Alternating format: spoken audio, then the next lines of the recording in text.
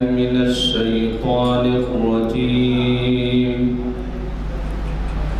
بسم الله الرحمن الرحيم.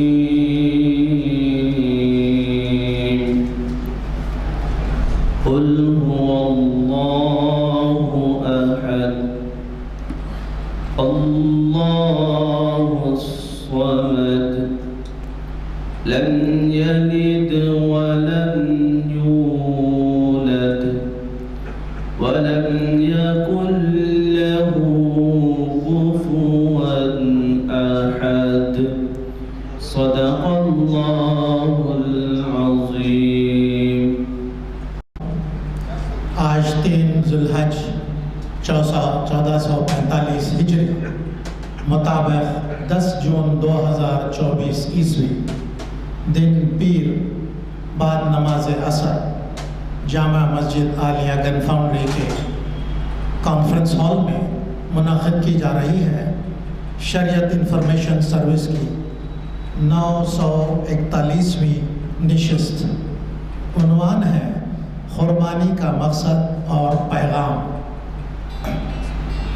ڈاکٹر مفتی تنظیم عالم قاسمی صاحب مخاطب کریں گے.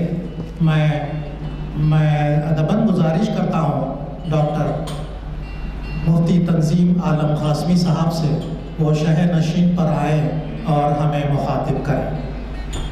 الرحمن الرحیم. الحمد للہ رب العالمین والصلاة والسلام علی سید المرسلین وعلى آلہ وصحبہ وذریاتہ وازواجہ واہل بیتہ اجمعین. اما بعد فقد قال اللہ تبارک وتعالی فی القرآن المجید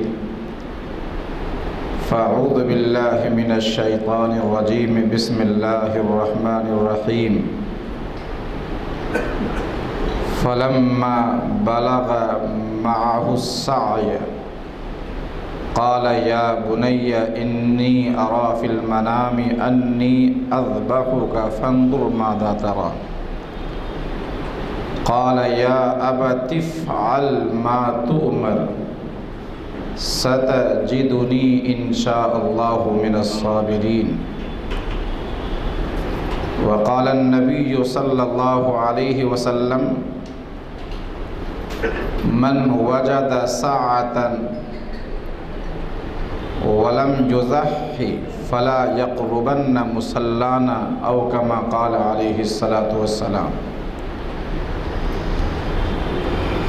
محترم ناظرین کرام اور معزز سامعین، میرے بزرگوں اور دوستوں،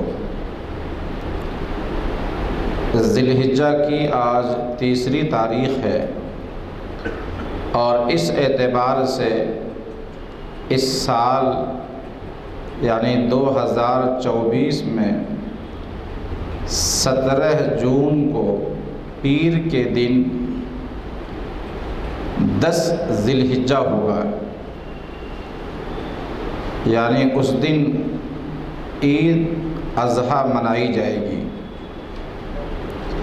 آپ جانتے ہیں کہ اسلام میں 2 عیدیں ہیں. ایک کا نام ہے عید الفطر اور دوسرے کا نام ہے عید الاضحیٰ. عید الفطر کے معنی آتے ہیں افطار کی خوشی میں، یعنی 1 مہینہ روزہ رکھنے کے بعد اللہ تعالیٰ نے کھانے پینے کی جو اجازت دی ہے تو اس کی خوشی میں جو عید منائی جاتی ہے اس کا نام ہے عید الفطر. اور عید الاضحیٰ کے مناتے ہیں قربانی کی خوشی میں. قربانی ساری دنیا میں کی جاتی ہے.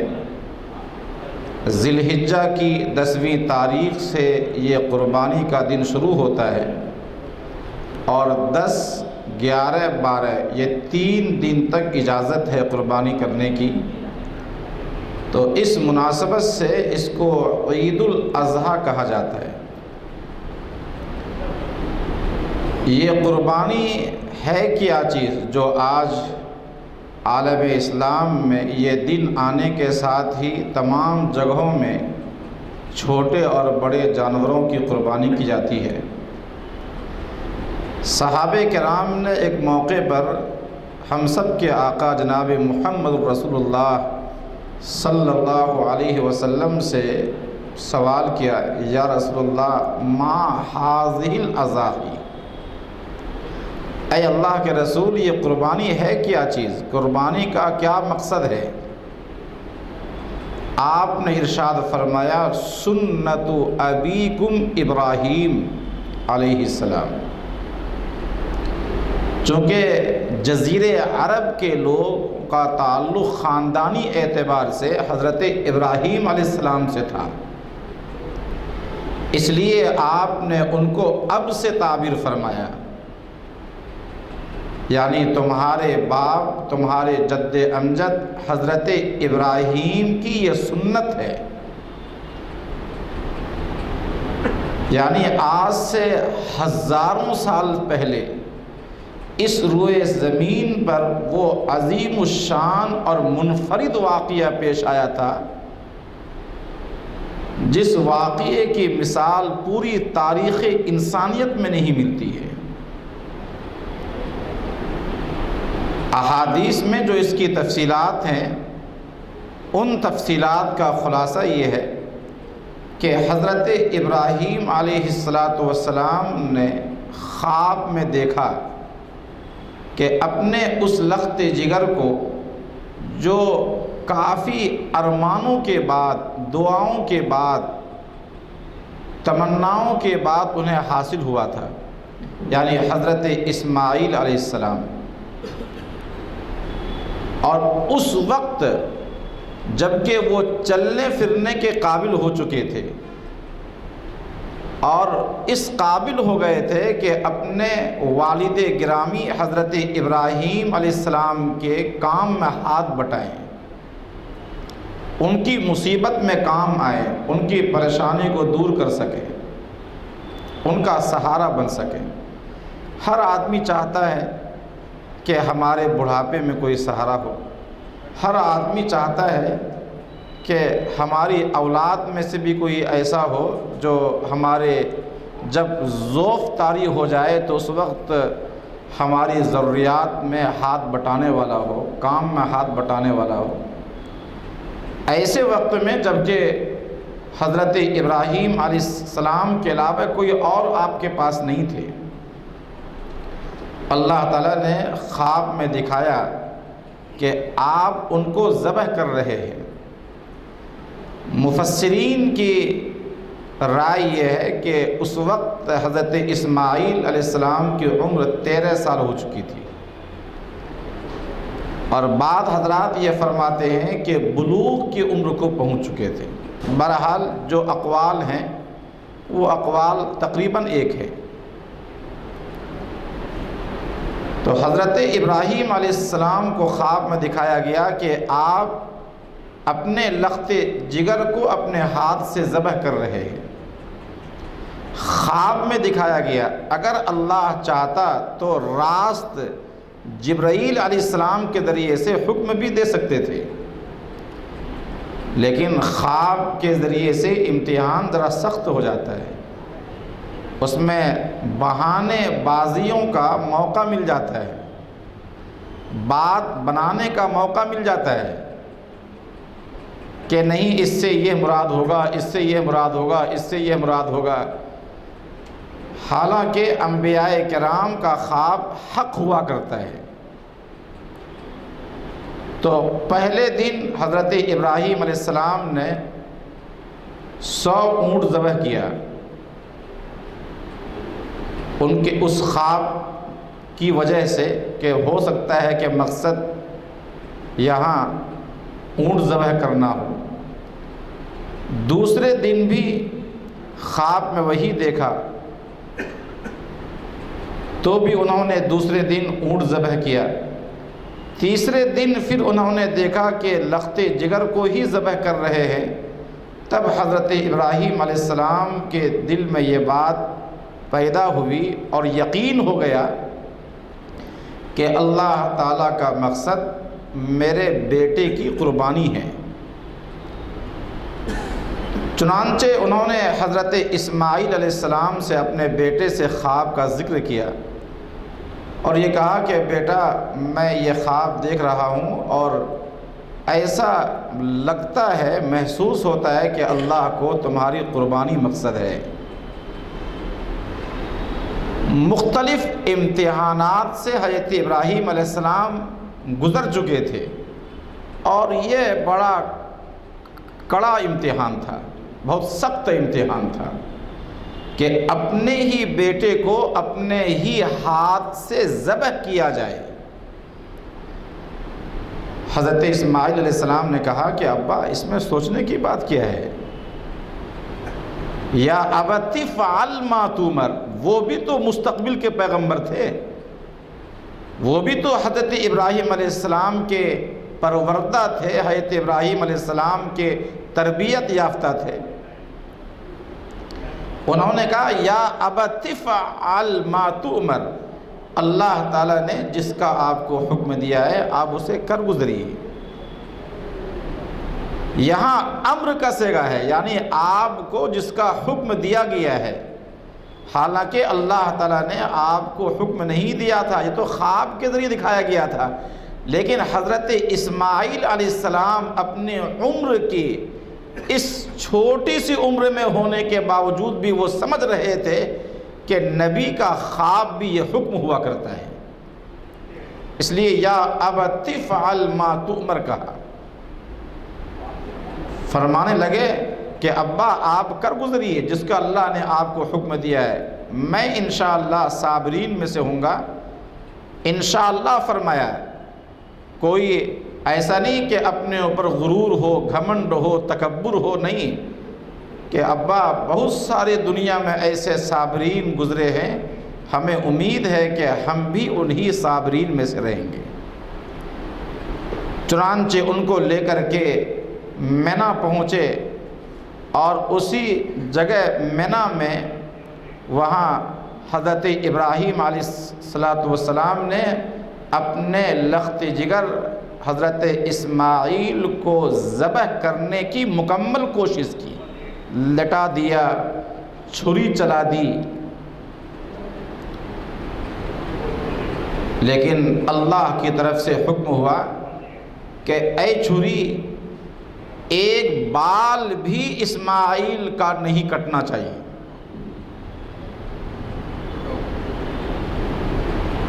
جس طرح آگ میں حضرت ابراہیم ڈالے گئے اور اللہ نے آگ سے کہا کہ اے آگ، ایک بال بھی ابراہیم کا جو میرے خلیل ہیں ان کا جلنا نہیں چاہیے، ویسے یہاں بھی اللہ تعالیٰ نے چھری سے کہا، اس لیے کہ آگ میں جلانے کی صفت پیدا کرنا بھی رب کائنات کا کام ہے اور اس صفت کو چھیننا بھی اللہ کا کام ہے۔ وہ رب کائنات چاہتا ہے تو سمندروں میں حضرت موسیٰ علیہ السلام کا جو باکس جا رہا تھا فرعون کی طرف، گھر کی طرف، ڈوبنے سے اللہ تعالیٰ نے اس کی حفاظت کی، حالانکہ تنکا بھی جب جاتا ہے پانی میں تو ڈوب جاتا ہے۔ مچھلی میں اللہ تعالیٰ نے حضرت یونس علیہ السلام کی حفاظت فرمائی۔ معلوم یہ ہوا کہ یہ تمام کی تمام چیزیں اسباب کے درجے میں ہیں اور کرنے والی ذات صرف اور صرف اللہ کی ہے۔ جب تک رب کائنات کا حکم نہ ہو جائے اس وقت تک نہ تو کسی کی جان جا سکتی ہے اور نہ جان باقی رہ سکتی ہے۔ عزت اور ذلت اللہ کے اختیار میں ہے، موت اور حیات اللہ کے اختیار میں ہے۔ اللہ تعالیٰ نے کہا یا ابراہیم قد صدقت الرؤیا انا کذالک نجزی المحسنین، تم نے تو خواب سچا کر دکھایا، ہم نیکوکاروں کو بہترین بدلہ دیا کرتے ہیں، اب تمہارا مقام بڑا اونچا ہوگا۔ یہاں مقصد قربانی کرنا نہیں تھا، بلکہ اپنے خلیل حضرت ابراہیم علیہ السلام کے جذبہ عشق و محبت کا امتحان لینا تھا۔ اللہ تعالیٰ نے جس طرح اس سے پہلے امتحان سے گزارا کہ ان کو پیدا کیا مشرکانہ اور کافرانہ ماحول میں، کہ دیکھیں کہ اس ماحول میں گھل مل کر کے کیا اسی طرح یہ بھی ہو جاتا ہے، یا اپنے رب کا یقین اس کے دل میں ہمیشہ باقی رہتا ہے اور اپنے رب پر ایمان لاتا ہے، وہ ایمان اس کا کتنا مضبوط اور مستحکم ہے۔ ماحول سے انسان اگر بدل جائے، ایک جگہ اگر غیر مسلموں کا ماحول ہے، کمپنیوں میں غیر مسلم کام کر رہے ہیں، ہم اگر کوئی وہاں مسلمان ہے، ایک آدمی مسلمان ہے، ظہر کی نماز ہو جائے، عصر کی نماز ہو جائے کا وقت ہو جائے، تو ان کے لیے لازم ہے کہ وہ اس ماحول سے متاثر ہونے کے بجائے اسلام کو باقی رکھیں اور اپنی نماز کے ادا کرنے کے لیے بہر صورت انتظام کریں۔ مشرکانہ ماحول میں مرعوب نہ ہوں، غیروں کے ماحول میں ہرگز کوئی آدمی مرعوب نہ ہو، بلکہ اللہ تعالیٰ نے جو حکم دیا ہے، جو فریضہ ہے، اس کو ہر حال میں وہ انجام دے، یہ ایمان کا تقاضا ہے۔ حضرت ابراہیم علیہ السلام کا امتحان یہ بھی ہوا کہ اللہ تعالیٰ نے ان سے کہا کہ آپ اپنے بیٹے کو، جبکہ چھوٹے تھے، شیرخوار تھے، لقودق میدان میں، جو صحرا آج کل جو جہاں مکہ آباد ہے وہاں چھوڑ کے آئیں ان کو اور ان کی والدہ حضرت حاجرہ علیہ السلام کو۔ شیرخوار بچہ تھا، لیکن حضرت ابراہیم علیہ السلام وہاں بھی چھوڑ کر کے آ گئے۔ اسے کہتے ہیں تسلیم و رضا۔ تسلیم کے معنی آتے ہیں کہ جو بھی حکم ہمیں ملے اس کے سامنے سر تسلیم خم کر دینا، یعنی اس کو دل و جان سے قبول کر لینا، اس پر کوئی اعتراض نہ کیا جائے، کوئی شک نہ کیا جائے، کوئی دائیں اور بائیں کہیں تاک جھانک نہ کیا جائے، اس میں تعویل نہ کی جائے، اس میں دل کو بہلایا نہ جائے۔ تسلیم کے معنی آتے ہیں مکمل طور پر ایمان و یقین کے ساتھ اپنے آپ کو رب کے حوالے کر دینا، اور رضا کے معنی آتے ہیں اللہ کے جانب سے جو بھی فیصلہ ہو ہمارے لیے ہم اس پر خوش ہوں دل و جان سے۔ حضرت ابراہیم علیہ السلام کے لیے نمرود نے آگ جلائی اور آگ میں ڈالے گئے، حضرت ابراہیم علیہ السلام اس پر بھی خوش تھے۔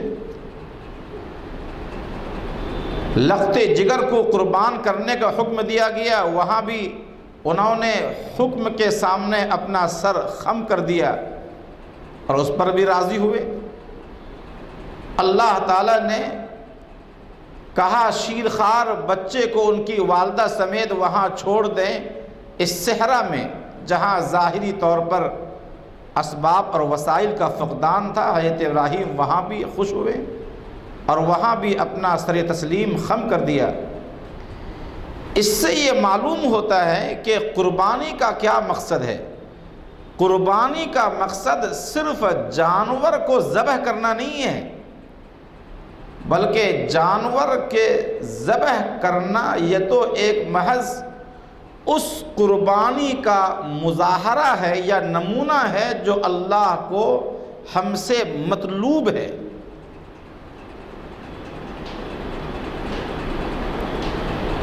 اور وہ ہے تسلیم و رضا، یعنی اپنی خواہشات کو قربان کر دینا اللہ کی رضا کے لیے، اپنے ارمانوں کو اور تمناؤں کو کچل دینا اللہ کی رضا کے لیے۔ اگر شریعت کا حکم اور ہماری جو خواہشات ہیں، دونوں خواہشات میں اگر ٹکراؤ پیدا ہو جائے، قرآن کچھ اور بول رہا ہے، شریعت کا حکم کچھ اور ہے اور ہماری خواہش کچھ اور کہہ رہی ہے، ایسے وقت میں ہمارے ایمان کا امتحان ہوتا ہے، اور ایسے وقت میں اس بات کی ضرورت ہے کہ ہم اپنی خواہشات کو کچل دیں اللہ کے لیے، اور قرآن نے جو حکم دیا ہے، شریعت نے جو حکم دیا ہے، اس کے سامنے ہم اپنے آپ کو جھکا دیں، سر تسلیم خم کر دیں۔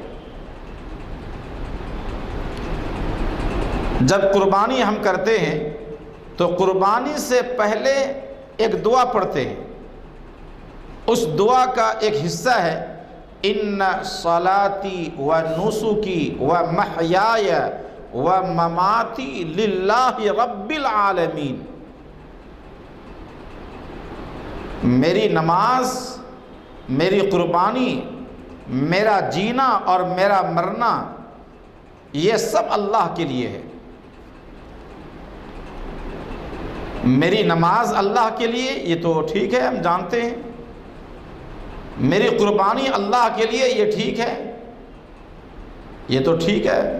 پتہ چلتا ہے کہ اس سے مراد یہ ہے کہ اللہ کے لیے یہ کام کیا جائے، نماز میں ریاکاری نہ ہو، قربانی میں ریاکاری نہ ہو۔ یعنی یہ نہیں کہ ہمارے بڑے بھائی قربانی کر رہے ہیں، 15,000 کا بکرا خریدا ہے، تو ہم اب خاندان میں بتانے کے لیے 20,000 کا بکرا ہم خرید رہے ہیں۔ ہمارے خاندان کے لوگوں نے اگر 4 بکرا کیا ہے تو ہم 6 بکرا کریں گے، یہ نام و نمود نہ ہو، یہ ریاکاری نہ ہو۔ ہمارے اوپر قربانی اگرچہ واجب نہیں ہے، لیکن چونکہ ہمارے بھائی نے قربانی کی ہے تو لوگ کیا کہیں گے، لہذا اپنا سر اونچا کرنے کے لیے، اپنی ناک اونچی کرنے کے لیے قرضہ لے کر کے قربانی کریں گے، لوگوں کو بتانے کے لیے۔ یہ ریاکاری ہے، نام و نمود ہے۔ اور ریاکاری اور نام و نمود کو حدیث میں شرک کہا گیا ہے۔ اسی لیے یہ دعا پڑھی جاتی ہے، ان صلاتی و نسکی و محیای و مماتی للہ رب العالمین، قربانی کی جائے تو صرف ایک اللہ کے لیے کی جائے، نماز پڑھی جائے تو صرف ایک اللہ کے لیے نماز پڑھی جائے، اس میں ریاکاری کا شائبہ نہ ہو۔ لیکن یہ کہ اللہ تعالیٰ نے کہا وَمَحْيَايَ وَمَمَاتِي، یہ جو ہے نا، یہ زندہ رہنا اور میرا مرنا، یہ سب خالص اور خالص، صرف اور صرف رب کائنات کے لیے۔ یہی مقصد ہے قربانی کا، اور یہی پیغام دینا ہے لوگوں کو۔ محیایا، میرا جینا ہوگا تو اے اللہ تیرے لیے، میرا مرنا ہوگا تو اے اللہ تیرے لیے مرنا ہوگا۔ یعنی یہ صرف ہم قربانی جو کر رہے ہیں، جانور ذبح کر رہے ہیں، یہ تو محض ایک نمونہ ہے، یہ تو ایک محض مظاہرہ ہے۔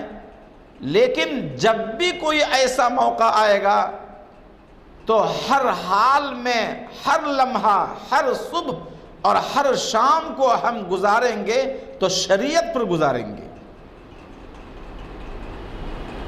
ہم اپنی خواہشات کے مطابق زندگی نہیں گزاریں گے، ہم فوقیت دیں گے تو اے اللہ آپ کے احکام کو، آپ کی شریعت کو، آپ کی دین کو، گویا کہ ہم پوری زندگی ہم گزاریں گے تو اے اللہ آپ کے احکام کے مطابق گزاریں گے، سنت کے مطابق گزاریں گے، قرآن کے دیے گئے نقوش کے مطابق ہم گزاریں گے۔ اگر انسان جانور کو قربان کرتے ہوئے اگر یہ طے کر لیتا ہے اور پھر آئندہ اسی طرح زندگی گزارتا ہے تو یہ قربانی ہے، اور اگر یہ دل میں خیال پیدا نہیں ہوتا ہے، بس ایسی قربانی کر دی اس نے، تو یہ محض قربانی کی رسم تو ہو سکتی ہے، وہ قربانی نہیں ہے جو اللہ کو مطلوب اور مقصود ہے۔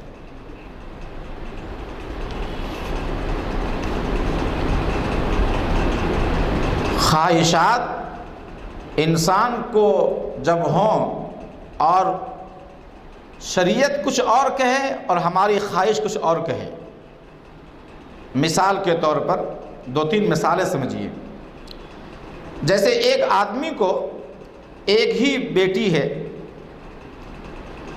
اللہ نے مال بھی دیا ہے، کافی عہدہ بھی دیا ہے، دل تو چاہتا ہے کہ اب اپنی لڑکی کی بچی کی شادی دھوم دھام سے کرے، لاکھوں روپے خرچ کرے، اس میں ڈی جے بھی لائیں، گانے بجانے بھی لائیں، رقص و سرور کی محفل بھی سجائی جائے، اس میں یہ کیا جائے وہ کیا جائے، پٹاخے پھوڑے جائیں۔ دل تو چاہتا ہے کہ ہم اپنی بچی کی شادی اس طرح کریں کہ ہمارے پورے خاندان میں ایسی شادی نہ ہوئی ہو۔ شریعت کہتی ہے کہ نہیں، شادی کو آسان بناؤ، ان اعظم النکاح برکتن ایسرہ مؤونتن، جس شادی میں خرچ جتنا کم ہوگا وہ شادی اتنی ہی برکت والی ہوگی۔ اسراف نہ کیا جائے، فضول خرچی نہ کی جائے، اس میں ڈی جے نہ ہو، اس میں گانا بجانا نہ ہو۔ ایک طرف نبی کا یہ فرمان ہے، ایک طرف شریعت کا یہ حکم ہے، دوسری طرف ہماری خواہش کچھ اور کہہ رہی ہے، کچھ ہمارا ارمان مچل رہا ہے کہ ہم دھوم دھام سے شادی کریں۔ ایسے وقت میں اب اپنی خواہشات کو کچلتے ہوئے ہم شادی کریں اپنے بچی کی اس طرح جس طرح کے امام الانبیاء سرکار دو عالم صلی اللہ علیہ وسلم نے شہزادی کونین حضرت فاطمۃ الزہرا رضی اللہ عنہا کی شادی کر کے امت کو ایک نمونہ دیا ہے۔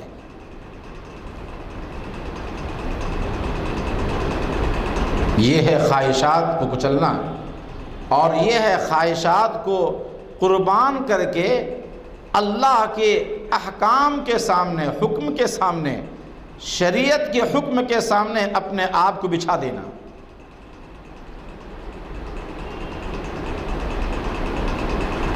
کہیں گانے بجانے کی محفل ہے، شادی خانے میں بھی بسا اوقات جب آپ جاتے ہیں تو وہاں بھی گانے بجانے شروع ہو جاتے ہیں۔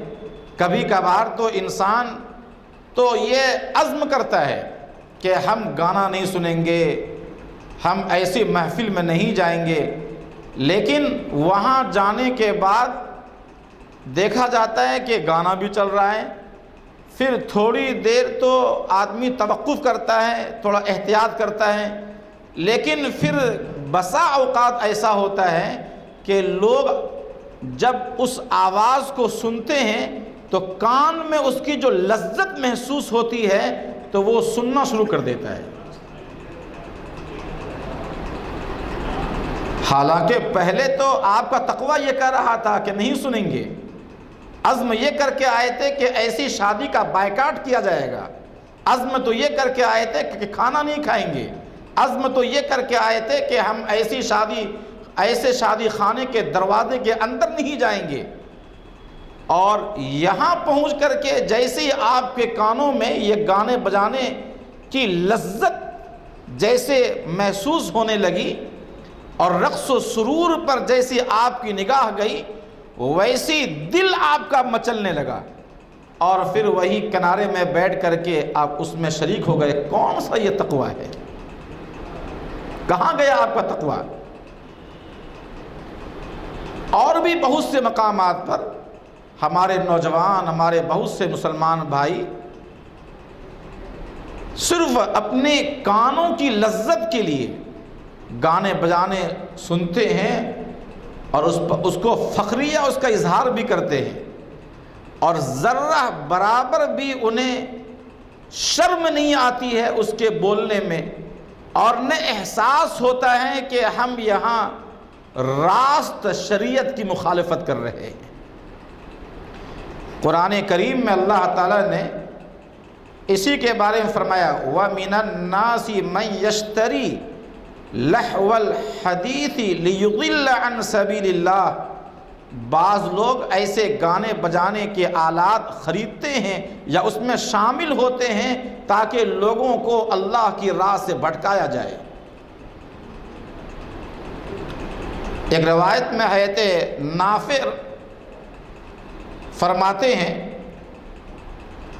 کہ میں حضرت عبداللہ ابن عمر رضی اللہ عنہ کے ساتھ جا رہا تھا، راستے میں ایک جگہ سے گانے بجانے کی آواز آ رہی تھی، تو حضرت نافع فرماتے ہیں کہ میں تو چھوٹا تھا، نابالغ تھا، میں مکلف نہیں تھا۔ حضرت عبداللہ ابن عمر رضی اللہ عنہما نے اپنے دونوں کان میں انگلی ڈال لی۔ دیکھیے احتیاط کیا ہے صحابہ کرام کا، تقویٰ دیکھیے، اپنے دونوں کانوں میں انگلی ڈال لی اور اس مجلس سے یا محفل سے دور جانے کے بعد جو راستے کے کسی کنارے پر حصے پر جو آواز آ رہی تھی اس سے دور جانے کے بعد حضرت نافع سے پوچھتے ہیں کہ اب آواز آ رہی ہے یا ختم ہو گئی؟ تو حضرت نافع نے کہا کہ نہیں، آواز جو ادھر تھی اب اتنا دور ہم لوگ آ چکے ہیں کہ اب آواز نہیں آ رہی ہے۔ تب حضرت عبداللہ ابن عمر نے اپنی انگلی ہٹائی اور پھر فرمایا کہ میں نے بھی جناب محمد الرسول اللہ صلی اللہ علیہ وسلم کو ایسا ہی کرتے ہوئے دیکھا۔ یہ ہے شریعت۔ دل تو مچل رہا ہے رقص و سرور کی محفل میں جانے کے لیے، اس کی لذت پانے کے لیے، لیکن قربانی کرنے والے کو یہ قربانی گویا کہ پیغام دے رہی ہے کہ آپ جانور کی گردن پر، جانور کے حلق پر چھری پھیرنے کے ساتھ آج یہ عزم کریں کہ جب تک ہم زندہ رہیں گے ہم اپنی خواہشات پہ عمل نہیں کریں گے بلکہ قرآن اور حدیث پر ہم عمل کریں گے، شریعت کے دیے ہوئے احکامات پہ ہم عمل کریں گے، چاہے دل کچھ بھی کہے۔ اسی طرح آج کل جو بہت بڑا مسئلہ ہے وہ انانیت کا مسئلہ ہے۔ انانیت، کسی کو اللہ نے کیا مال دیا کہ سیدھے منہ بات کرنے تیار نہیں ہوتا، تھوڑے حالات اچھے ہو گئے تو سلام کا جواب دینے تیار نہیں ہوتا ہے۔ وہی آدمی جو خیر خیریت پوچھا کرتا تھا، اللہ نے کیا نوکری دے دی، اللہ نے کیا مال دے دیا تھوڑا، اللہ نے کیا ان کے بیٹے کو کامیاب کر دیا، کیا امریکہ بھیج دیا، کیا کینیڈا بھیج دیا، تھوڑے پیسے آ گئے، تو انسان کا دماغ آسمان تک پہنچ جاتا ہے۔ انانیت، غرور، تکبر، یہ وہ اوصاف، یہ وہ چیز ہے اور یہ وہ بری چیز ہے جس پر چھری چلانے کی ضرورت ہے۔ قربانی کے جانور پر، قربانی کے جانور کی گردن پر، حلق پر چھری پھیرنے سے پہلے اپنی انانیت پر چھری چلانے کی ضرورت ہے۔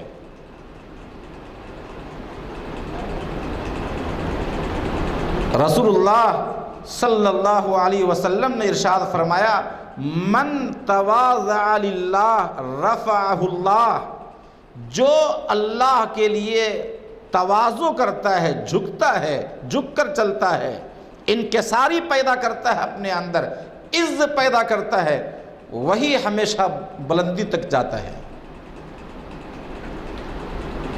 کسان بیج کو کھیت میں بوتا ہے، بیج اپنے آپ کو فنا کر دیتی ہے، تو اب اس کی فنائیت کے بعد لہلہاتا ہوا پودا کھیت میں آپ دیکھتے ہوں گے۔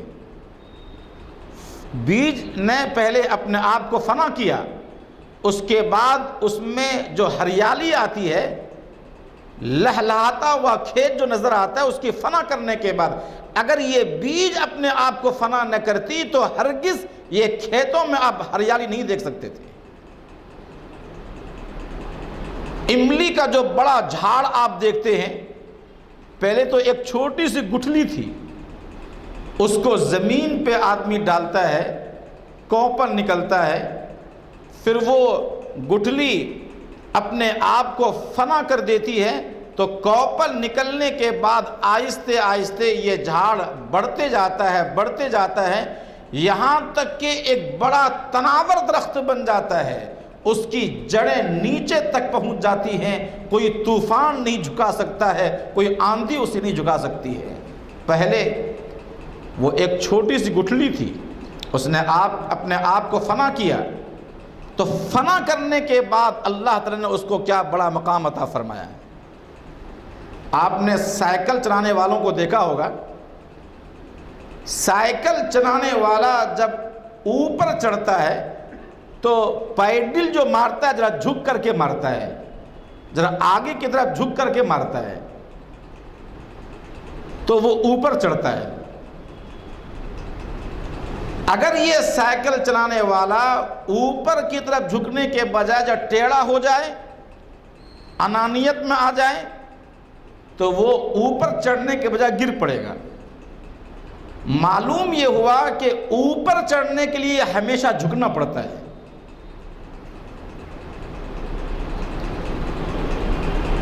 کسی کو اللہ نے خوبی دی، مال دیا، اگر افرادی قوت دی، تو جذبے میں آ کر کے ایسا لگتا ہے کہ ہم اینٹ کا جواب پتھر سے دیں گے، دل چاہتا ہے کہ اینٹ کا جواب پتھر سے دیں، اور شریعت کہتی ہے کہ نہیں، معاف کر دینا بہتر ہے، اینٹ کا جواب پتھر سے نہیں دیا جائے، یہ تمہارا دل کہتا ہے۔ ادفع باللتی ہی احسن فاذا الذی بینک وبینہ عداوۃ کأنہ ولی حمیم۔ تم کسی بھی برائی کا دفاع اچھے انداز میں کرو۔ کوئی جہالت میں گالی دے رہا ہے، کسی نے گالی دے دی، چلو معاف کر دو، اللہ تعالیٰ اس کا بہترین بدلہ دے گا۔ ہم گاڑی پہ جا رہے تھے، اتفاق سے ٹھوکر کسی سے لگ گئی، غلطی چاہے ان کی ہے، لیکن ایسے وقت میں چشم پوشی سے کام کرنا چاہیے اور سوچنا چاہیے کہ ہاں ہو جاتا ہے۔ یہ ہے چشم پوشی، اور یہ ہے کہ کسی بھی برائی کا جواب اچھائی سے دینا۔ رسول اللہ صلی اللہ علیہ وسلم نے فتح مکہ کے موقع پر آپ نے تمام کفار مکہ جو صحن کعبہ میں بیٹھے ہوئے تھے اور سہمے ہوئے تھے کہ پتہ نہیں آج کس چیز کا ہم سے بدلہ لیا جائے گا، آپ نے اس موقع پہ فرمایا تھا اذهبوا فانتم الطلقاء، جاؤ میں نے سب کو معاف کر دیا۔ یہ ہے خواہشات پر، یعنی جو دل کا رہا ہے اس دل کو فنا کر دینا، یعنی دل کی خواہشات کو فنا کر دینا شریعت کے لیے، اللہ کی رضا کے لیے۔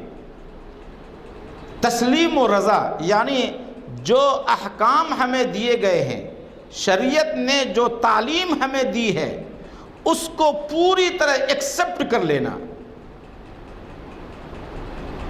اس کو اپنے اوپر غالب کر لینا اور خواہشات کو مغلوب کر دینا۔ بہت سے لوگوں کے درمیان جب آپس میں جھگڑا ہوتا ہے تو سالہ سال گزر جاتے ہیں، کینہ دل سے ختم نہیں ہوتا۔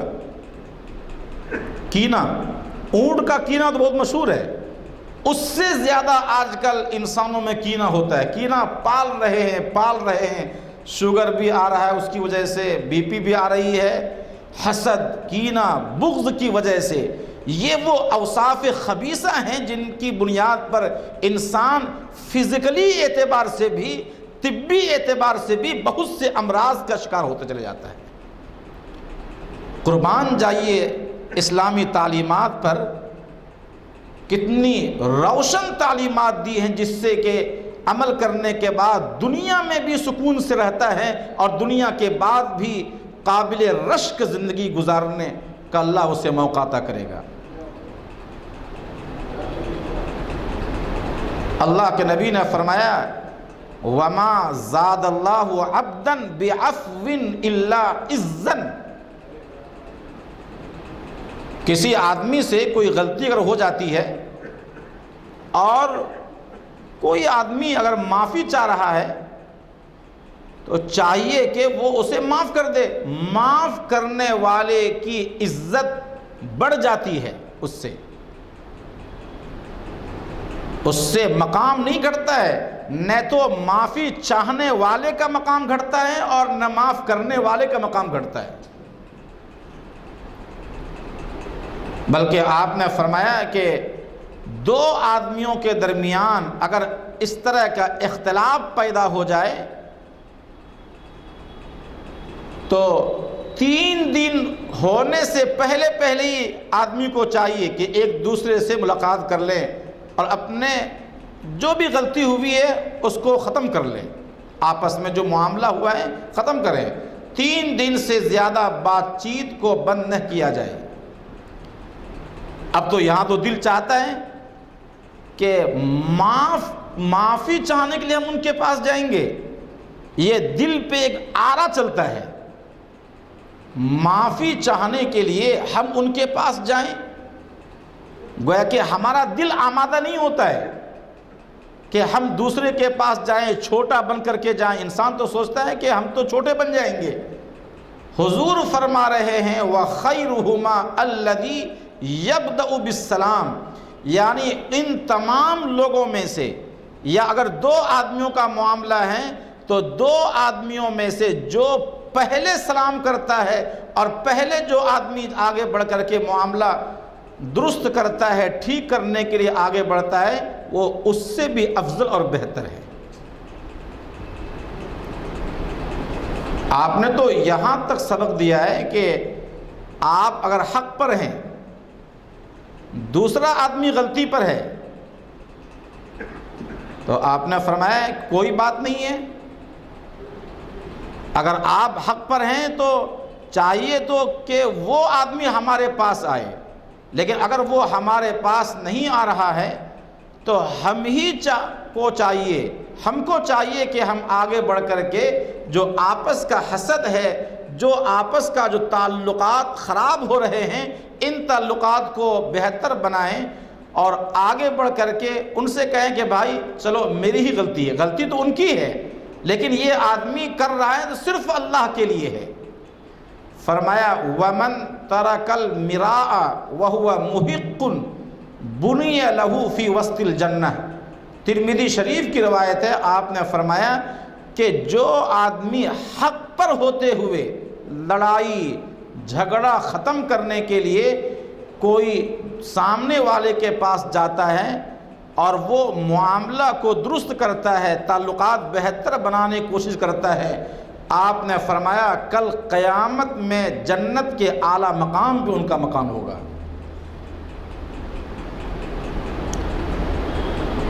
بڑا تعجب ہوتا ہے جب یہ سننے میں آتا ہے ہمارے معاشرے میں کہ بیٹوں کی بات چیت بند ہو گئی ہے باپ سے، ماں باپ سے، سالہ سال گزر گئے ہیں، ماں باپ سے بات چیت نہیں ہے، بھائیوں سے بات چیت نہیں ہے، قطع تعلق ہے۔ کیوں؟ اس لیے کہ دل آمادہ نہیں ہوتا، کوئی ایسی بات ہو گئی ہے، کوئی ایسا مسئلہ پیدا ہو گیا، دل آمادہ نہیں ہوتا کہ ہم ان کے پاس جائیں۔ سالہ سال سے عیدگاہ میں ہم سارے لوگوں سے ملیں گے، اپنے بھائی سے نہیں ملتے۔ سارے لوگوں کے پاس جائیں گے کہ ہم حج میں جا رہے ہیں، ہم یہاں جا رہے ہیں، ہم وہاں جا رہے ہیں، لیکن اپنے ماں باپ سے کے پاس نہیں جاتے ہیں۔ دعاؤں کے لیے جمعہ کی نماز میں پرچیاں بھیجتے ہیں امام کو، حالانکہ ان کے ماں باپ کی دعا ان کے حق میں ساری کائنات کے بزرگوں سے بھی افضل ہے۔ ان کے پاس نہیں جاتے ہیں، ان کے قدموں میں بیٹھ کر کے یہ کہیں کہ ابا جان ہم سے غلطی ہو گئی ہے، آپ معاف کر دیجیے، آپ ہمارے لیے دعا کریں۔ امی جان ہم سے غلطی ہو گئی، آپ معاف کریں۔ بھائی جان ہم سے غلطی ہو گئی، آپ معاف کریں۔ یہ جو خونی رشتہ ہے، اس خونی رشتے کی حفاظت یہ ایمان کا تقاضا ہے، یہی قربانی ہے کہ اپنی خواہشات کو قربان کر دینا۔ اپنا جو دل کر رہا ہے کہ ہم ان کے پاس نہ جائیں،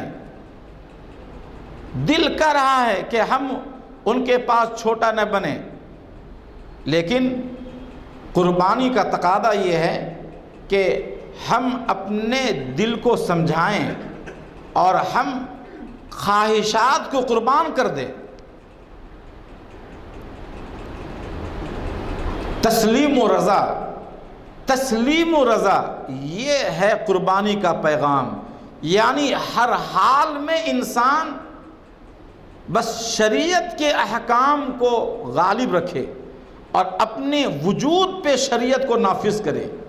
اللہ تعالیٰ کے جانب سے کوئی اگر حالات پیدا ہوں تو ان حالات میں بھی اللہ کے سامنے ہم اپنے سر تسلیم کو خم رکھیں، کبھی بھی اللہ کے در کو چھوڑ کر کے ادھر ادھر نہ بھٹکیں۔ حالات آئیں، اللہ نے بیٹی دی ہے تو بھی خوش، بیٹا دیا تو بھی خوش۔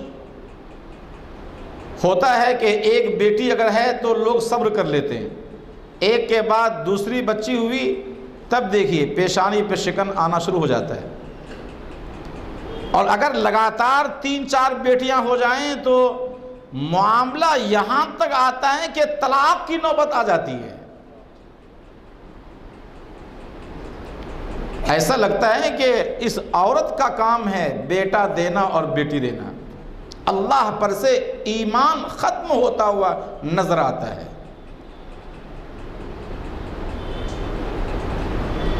ہمارے گھر میں شادی ہو کر کے کوئی اگر بہو آ جائے اور خدا نہ خواستہ کاروبار متاثر ہو جائے، کوئی بیمار ہو جائے، انتقال ہو جائے، تو ہم اسے منحوس سمجھتے ہیں اور ہم یہ سمجھتے ہیں کہ ان کا ناپاک قدم ہمارے گھر میں پڑا، اس کی وجہ سے ہو رہا ہے۔ یہ قربانی کا جو پیغام ہے وہ پیغام بتا رہا ہے کہ ہر حال میں اللہ کی رسی کو مضبوطی سے تھامیں، تب آپ کی ایمان محفوظ رہے گا، آپ کی ایمان کی حفاظت ہوگی۔ توحید، اللہ کو ایک ماننا ہر حال میں، تسلیم و رضا، صبر و شکر، جو حضرت ابراہیم علیہ السلام کی زندگی میں جو اوصاف نمایاں ہیں، جب تک انسان ان اوصاف کو اپنے اندر پیدا نہ کرے اس وقت تک ایک مسلمان ہرگز مسلمان نہیں ہو سکتا اور ہرگز وہ قربانی کے روح کو نہیں پا سکے گا۔ ایک آدمی موبائل دیکھ رہا ہے، رات کی تاریکی ہے، تنہائی ہے، کسی ضرورت سے موبائل دیکھ رہا ہے، دیکھتے دیکھتے سامنے میں اریاں تصویریں آ جاتی ہیں، غلط تصویریں آ جاتی ہیں، دل تو چاہتا ہے کہ انسان گویا اور بھی کچھ اس طرح کے مناظر سامنے میں آئے، لیکن بہرحال ایسے موقع پر تنہائی کی غلطی سے بچنا یہ انسان کے لیے ازحد ضروری ہے، اور یہی قربانی کا پیغام ہے۔ جب شراب کی حرمت نازل ہوئی تھی صحابہ کرام کے زمانے میں، جب شراب کی حرمت تو حضرت ابو بردہ رضی اللہ عنہ اپنے والد سے نقل فرماتے ہیں، کچھ لوگ شراب پی رہے تھے، ابھی بعض لوگ شراب منہ تک اس کا جام لے جا چکے تھے، بعض ابھی جام میں انڈیل رہے تھے، بعض کا پینے کے بعد کچھ جام میں شراب بچی ہوئی تھی۔ اتنے میں کوئی منادی آواز لگاتا ہے کہ یا ایھا الذین آمنوا انما الخمر والمیسر والانصاب والازلام رجس من عمل الشیطان، آج سے شراب حرام قرار دے دی گئی ہے۔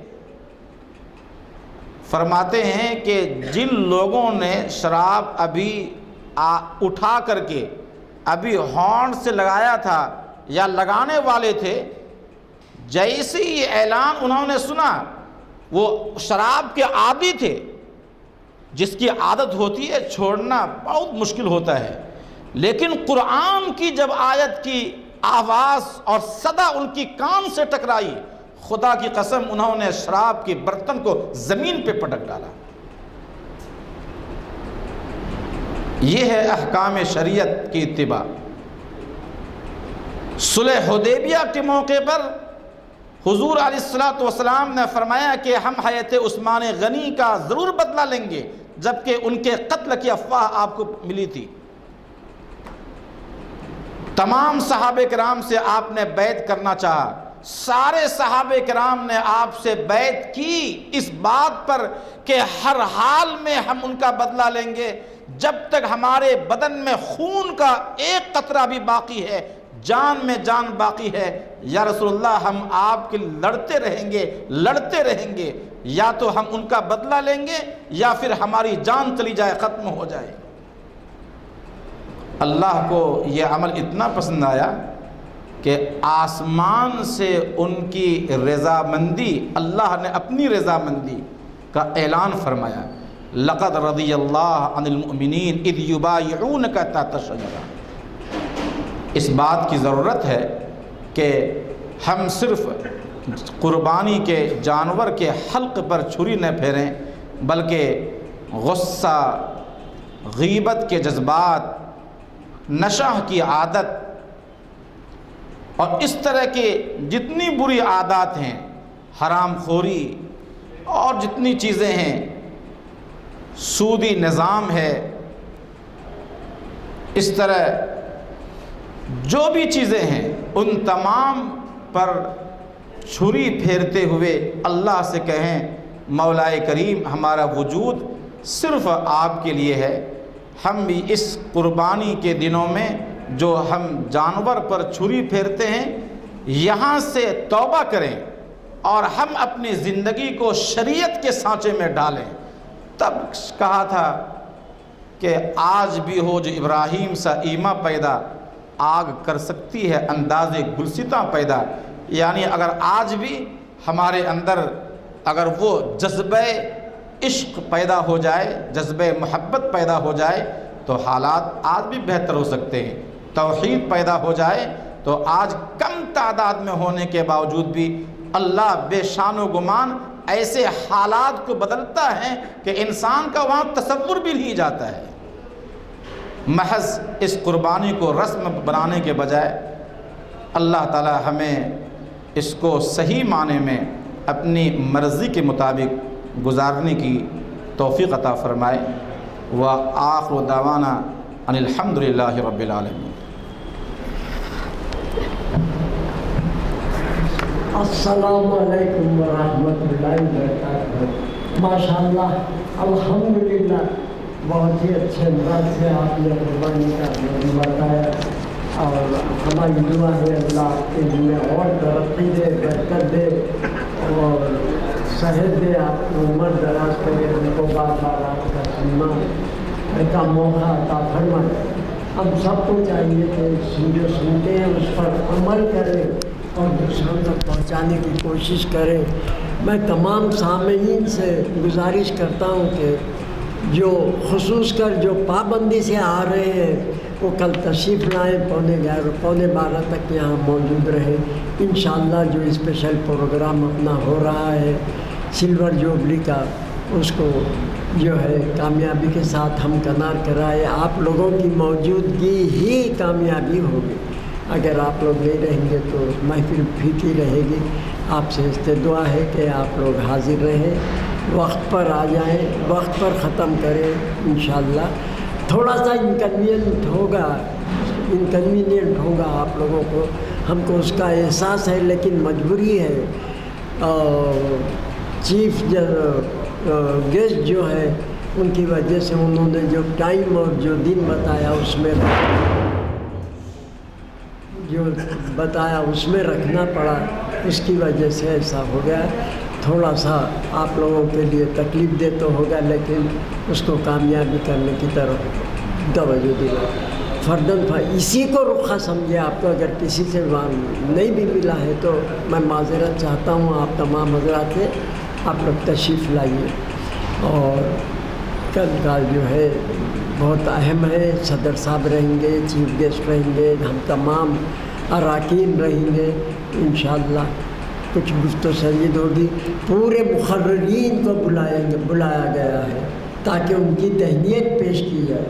ان کی جو بے لوث خدمات ہیں, آپ جیسے حضرات بلا معاوضہ آتے ہیں اور اتنی محنت کر کے ہم کو اپنا, معمولی بات نہیں ہے لیکچر دینا, بہت یہ لوگ محنت کر کے آتے ہیں. وہ محنت ہم کو نہیں دکھتی, وہ لوگ اپنی جگہ کرتے ہیں. جو مقرر اس وقت جیسا بیٹھتے ہیں آ کے, ان کے دل کو معلوم ہے کیسا ہوتا ہے.